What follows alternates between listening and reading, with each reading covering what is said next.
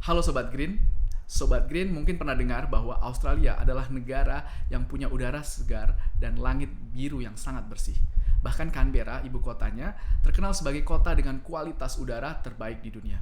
Tapi tahukah Sobat Green bahwa Australia ternyata menjadi negara dengan emisi CO2 per kapita tertinggi dari batubara di antara negara-negara G20, sekaligus negara OECD dengan emisi gas rumah kaca tertinggi per kapita pada tahun 2023.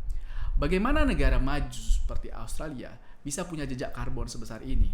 Jawabannya ketergantungan terhadap batubara untuk pembangkit listrik, yang membuat Australia jadi salah satu negara paling berpolusi per kapita di dunia. Tapi sekarang Australia serius berbenah.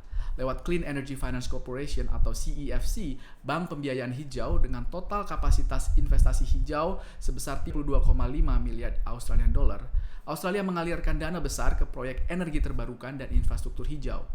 Hanya dalam setahun terakhir, CEFC mampu mengucurkan investasi sebesar 4,7 miliar Australian dollar dengan transaksi terbesar 2,8 miliar Australian dollar atau 29,9 triliun untuk memperbaiki jaringan listrik nasional. Ini termasuk pembangunan transmisi listrik di pantai timur Australia sebesar 2,1 miliar Australian dollar. Nah, bayangkan kalau Indonesia dan negara lain bisa meniru langkah ini. Memiliki bank pembiayaan hijau yang mampu pertama, menciptakan lapangan kerja lokal melalui proyek energi besi. 2. Menurunkan emisi karbon secara drastis dan memastikan transisi ke ekonomi hijau yang berkelanjutan. Yang ketiga, menjamin pasokan energi bersih, tapi juga terjangkau dan stabil untuk generasi mendatang.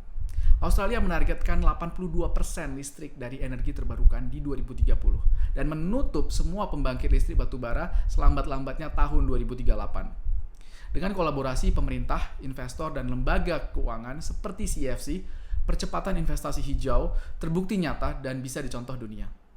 Ingin tahu bagaimana negara lain termasuk Indonesia bisa mempercepat investasi energi hijau seperti Australia? Ikuti terus perkembangan terbaru di Kata Data Green.